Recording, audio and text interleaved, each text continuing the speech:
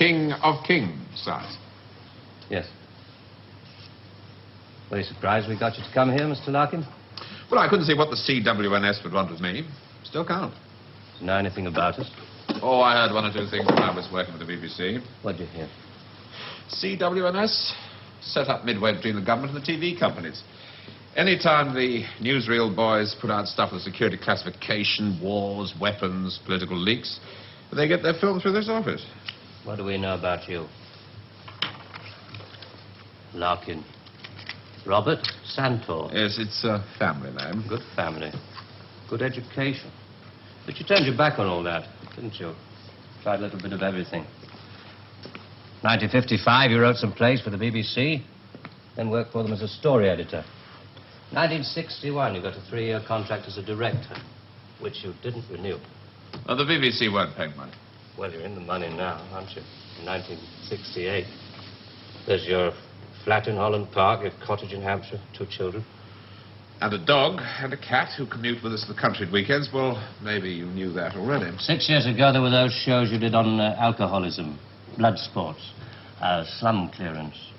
People called you bright, very bright. There were other words they used. Hard-hitting, vital. Now you do only 4 shows a year. The critics call them brilliant. They're high in the ratings, and they're, well, they're souffles. Little soft in the center. Don't think I'm complaining. Oh, you can complain if you want to. Just call it a friendly professional interest. I'd like to know what happened to alcoholism and blood sports. Call it reaching the age of 35. Call it school fees, 2 fixed addresses. Call it joining the establishment. Call it being a socialist for 15 years in a country that'll never be socialist. Good. There's your wife, Rachel. You married the girl next door. Your 2 children, Rebecca and Daniel, nice little family. 3 years ago, you got yourself a girlfriend. It was serious. Where the hell did you get that found? Just tell me where it stops. Lasted for 18 months. Your wife never knew about it, even when you nearly decided to leave her. Who are you? It's the initials JG, that's all I know.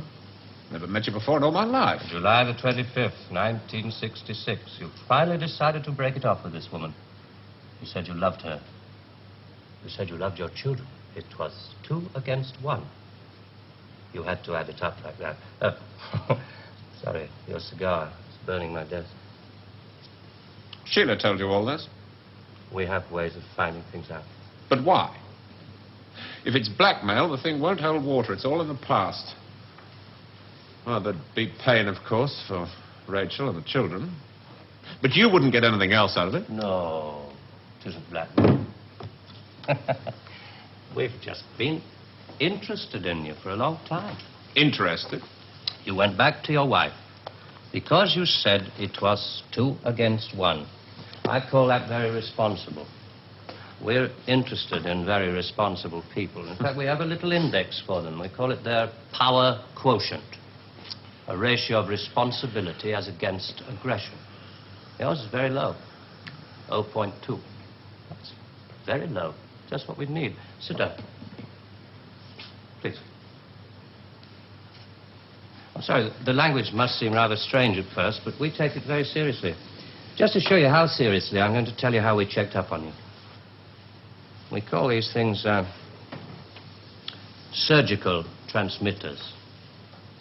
One was fitted inside you when you went into the Charing Cross Hospital 3 years ago. Appendix, wasn't it?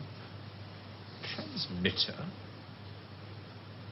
Are you trying to tell me that you listen to every word I say? A machine does. Untouched by human hand. There's a little gadget in these things that ties up with the pulse rate. Puts a bleep onto anything that you're excited about saying. British. Power quotient, surgical transmitters, high-speed tape. It's Doctor Who. I'm for the real world, Jack. Good afternoon. I shall just have to give you an example. On July the 26th, 1966, you were talking to this girl, Sheila, about love. You said to her, I quote, "The kind of love I have for you, Sheila, well, it's bed love and it's more. It's staying in bed till 6 p.m. and saying I can't go to the office today. It's eating breakfast at twilight, laughing at leaves on the pavement." I don't believe there's any such thing as these surgical transmitters. You got Sheila to tell you all this, then you wrote it down the way I might have said it. You're a good guesser.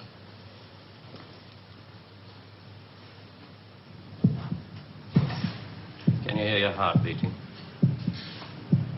It's eating breakfast at twilight, laughing at leaves on the pavement, getting a cab to a silly movie to Paris. It's moving when you're tired of staying still. And I've done it all before when I could do it with no ties. Now it'd just be irresponsible. So there really is one of those things inside me.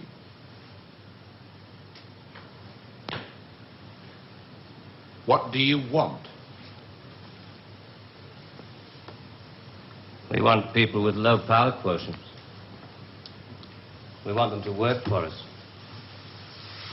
Nothing more sinister than that. All this just to offer me a job. Special sort of job. The newspapers talk about the corridors of power, the power elite. Let's just say we'd like you to join the club. Oh. There's a vacancy in our newsreel department. We'd like you to help plan the news for 1973. Come again? Plan the news for 1973.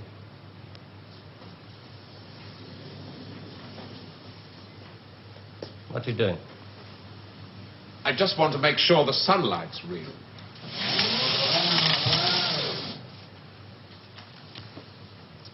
I always tell people, news is the most highly developed form of fiction. The most difficult. Come on. I just want to show you something. There's no obligation to buy. Really. News requires imagination. News requires responsibility. We think you're well qualified. Please. AA security, sprinkler systems and other services do not operate beyond this point.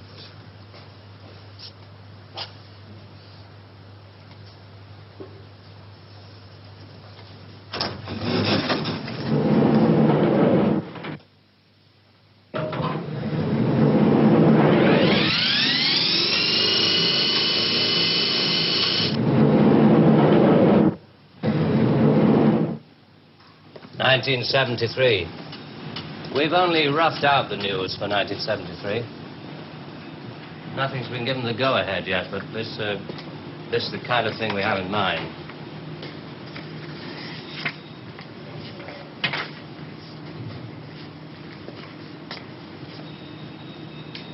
Come.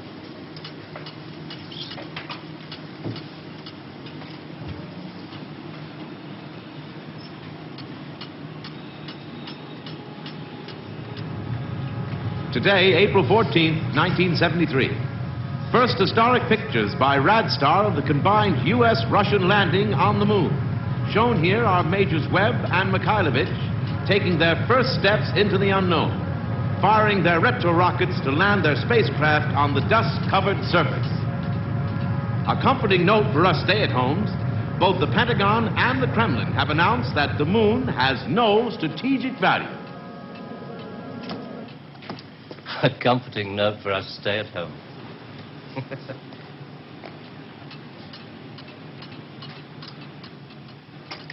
I can't show you any film on this next model. We haven't photographed it yet.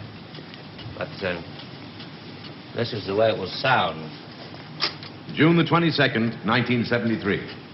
The State Department releases film of the ultimate weapon, codenamed Icarus. This satellite is equipped with a solid reactor.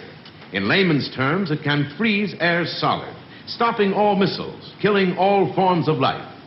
Icarus orbits at the same speed as the Earth, can hang in position over every major city that threatens the peace-loving nations. Rather proud of this one. Come on.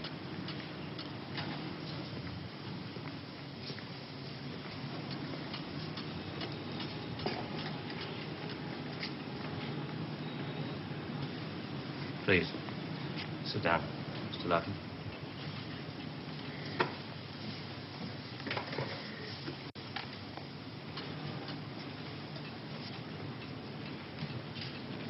September the 5th, 1973. The new phase in global warfare. War by example. At 4:32 our time, China took out the remote Indian border village of Bandar, unprotected by the Icarus network. After the first 2 5-megaton H-bombs had fallen, the 9-way hotline finally Switch had it off. effect. But This is going to happen in 1973. You're going to make this happen? No. We're going to make models much cheaper. Then we photograph the models. Fake newsreels. That's fake newsreels. For the past 10 years, people have been looking at our fake newsreels and listening to our fake commentaries. And they accept it for the truth. And you can do it. Stop 100 people in the street. How many of them have actually seen a missile or a satellite? They're just told they exist and they believe it. Yes, you're getting there. I knew you would. Well, now, the moon rocket and the satellite, that you can get away with. That's too remote for people to grasp. It's too far away, but this... I mean, you invented this village on the Indo-Chinese border. Oh, yes. Well, somebody could check out.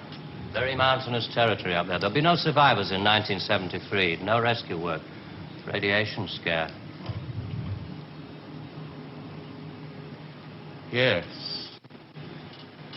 You can do it.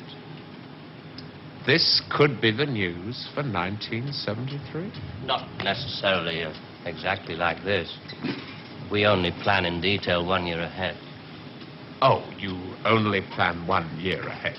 Hey, tell me, what is the news item that's bothered you the most in the past year, 1967? Oh, well, it has to be the new American intercontinental ballistic missile, the Boy Wonder, doesn't it? Just the one I asked him to set up for you.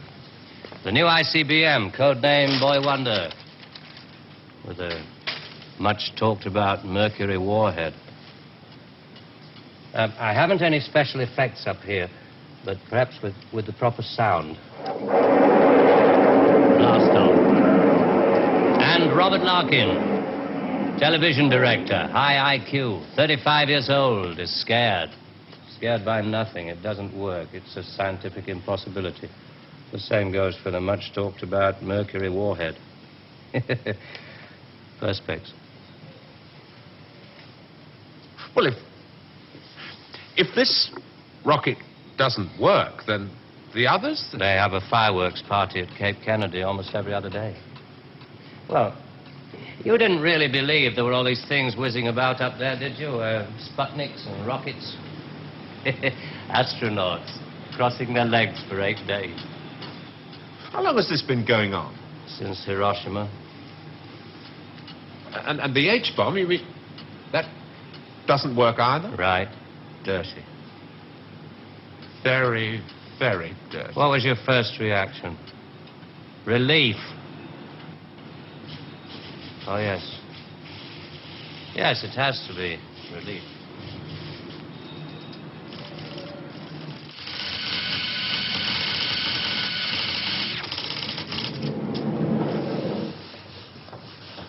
Only 12 people are allowed beyond this point. Most of them work in the photographic department, taking phony newsreel pictures of our models and processing film and so on. Sit down, please.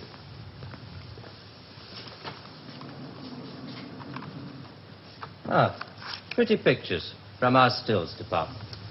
The Boy Wonder. Do you really think that missiles and satellites are mile out of country? No, not at all. I've only shown you the hard news. There are other things, much softer things we thought might interest you. Well? 1973, we thought it might be time for an anti-teenage movement. A long-awaited return to maturity. Sherry. Perhaps even a religious revival. Oh, I see. You want me to arrange the grand opening of Ruislip Cathedral, 1st of October, 1973. Mark the date down in my 10-year diary. We are very serious about you. There are things about you we like very much. Qualities you have to offer. Qualities that we perhaps don't possess at the moment. That's great. Our file on you. I have to return to July the 25th, 1966, the day you broke it off with this girl, Sheila. You really did reveal rather a lot of yourself that day. But, of course, if you really mind... Help yourself. You said to her, it won't work, Sheila, and she said something, and then you said...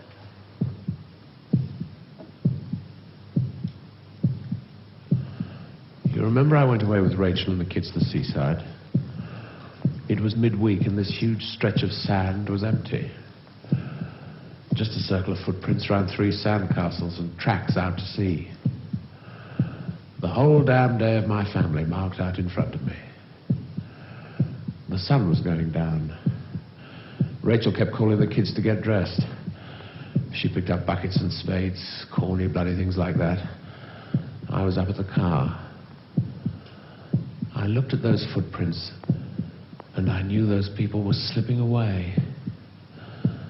There were things I could tell them. We rather like that bit about footprints. You see, in this job, some of us have got rather a long way away from the idea of footprints in the sand. Those footprints were made by my children. Now, you want me to scare the hell out of them with every bomb from A to H inclusive. Well, why? I mean, when did it all start? 1945. You may remember the Americans let off their 2 atomic bombs. Well, they didn't want other people doing the same thing. I mean, you do see that, don't you? Oh, I don't know. Well, to scare the people off, the Americans put it out, and the atomic bomb was halfway along the line to something much bigger, the hydrogen bomb. It didn't work. They spent 5 years in negative research. Well, what about the Russians? They're supposed to have quite a pile of these things. We were surprised when they started their tests. Then we got a few feelers from their Secret Service. Nowadays, we work very closely together. Oh, all these stories about spies going off to Russia. Mr. Philby, remember? Just good copy for the Sunday papers. Good copy. Well, the Chinese.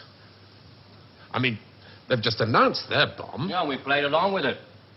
We recorded their phony explosion. We're rather hoping the Chinese will come along, complete the pattern, you know. In Vietnam, hundreds of people are being killed every week. Well, you can't do that with your models. No. And you can't kill people of bad habits in 2 generations. They like to carry rifles. They like to put lines on maps. And we let them because we control the situation. There's no danger of world war. Just a simple choice for everybody. Capitalism or communism. Strawberry or vanilla. It all adds up to the same thing now we've got rid of the big bangers. Well, how can you be sure that Johnson, Kosygin aren't working on other things? Poison gases, bacteria. Pathetic. Man of your intelligence. You don't want to destroy the world. Neither do I. What makes you think that presidents are different? Well, they've made some pretty good stabs at it in the past. There wasn't the right sort of control then. Nowadays, we know better. Politicians are easy to control. The grosser mentality boys who like to be photographed getting in and out of Daimlers in Whitehall. They come right at the bottom of our organization.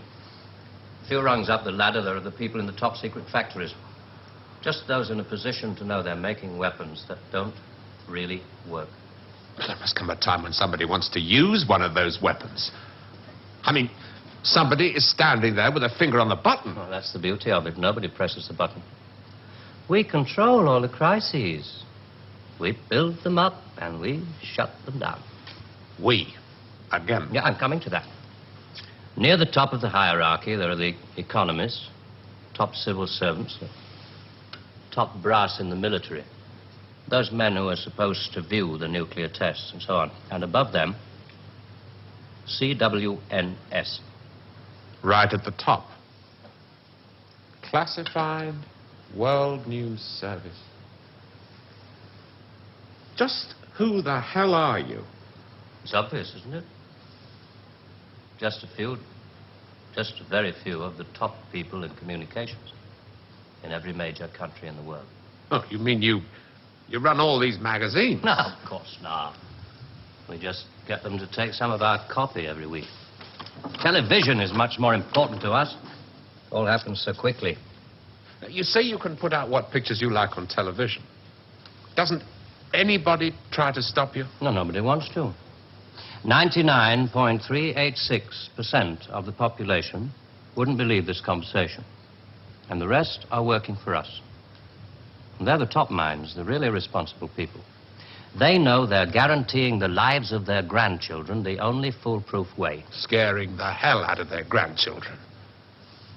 Well, I won't buy it. You must admit there has to be some kind of control in this world of ours. Look at this. And remember that 1/4 of the world is starving. There are the full bellies and the empty bellies.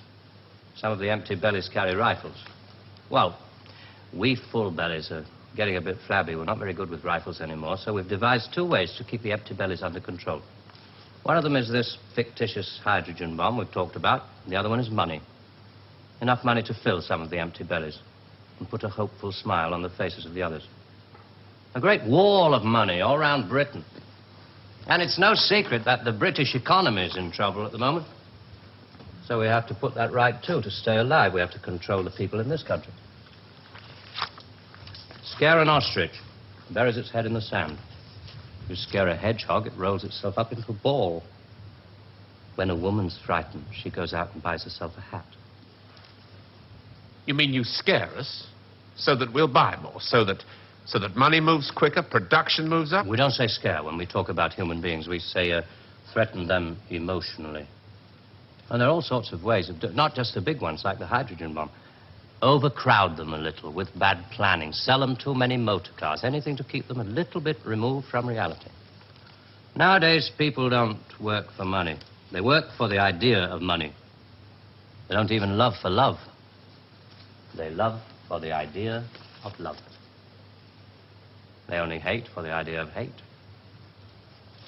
It took us 5 years to find a non-addictive drug, one we could pay off against the hard drugs. LSD. You marketed that? Oh, yes, of course. And for a very good reason. Some of these protest movements were getting a little bit too close to the mark. LSD gave them nice little hallucinations. Made them talk like 3-year-olds. Throw flowers at policemen. Shall we talk terms? You're not still going to ask me to work for you? I'm afraid I've had to put all this rather bluntly. You see, there wasn't really very much time. It must be rather a shock. Well, I mean, most people realize that the world is controlled from about 6 big cities. But it must be rather shocking to learn that 1/6 of the world is controlled from this building. You mean you? Oh, no. I only rate an office on the 7th floor. There are 2 other offices above this one. And a giant computer system. Link number 4 in world control. A computer? Well, what's so remarkable about that? It's just a machine that can store a vast amount of information.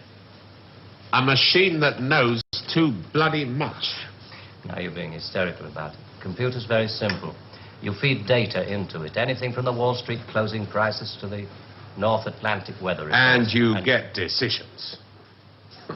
That machine's taken you over. It's just a machine. Extra hands for the people who know how to control it. Well, this one above us, it's square in a box. Yeah, I suppose you could call it square in a sort of a box. Do you know why I go away at weekends? To get away from people in boxes. They live in boxes. They get their thoughts, their problems, and their answers out of boxes. And I like to get away at weekends because they're not people anymore. Now, you know all about me. My cottage in Hampshire. But did you know that there's a line of trees that goes right up past the house? And the noise they make is like the sea. Did you know that I find it difficult to sleep in the country? And I like to go and stand in the garden before dawn. And I feel good, because I know that my wife and my children are asleep inside. And I like to go out and walk past the wet hedgerows until I can see pasture land and the smoke from the cottages in the village. This may be all very well for one of your grassroots programs, but I'm afraid time is running out. I ought to tell you, we pay a great deal of money. We can afford to. We save such a lot on things like the national defense budget, so on. We would start you off at £250,000 a year. Oh. Rising to £1 million when you make the Ministry of Morality, which I know you will. Will you let me out of here? One little point. I should have told you about these surgical transmitters.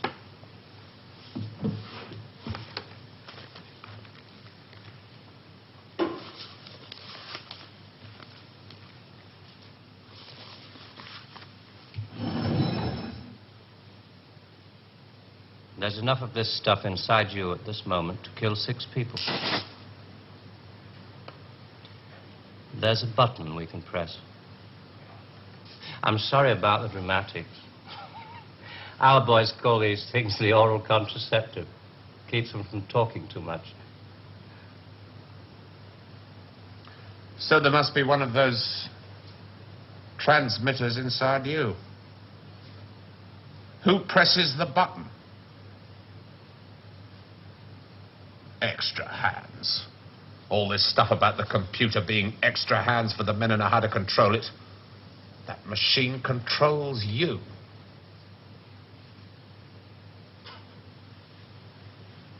You start on Monday.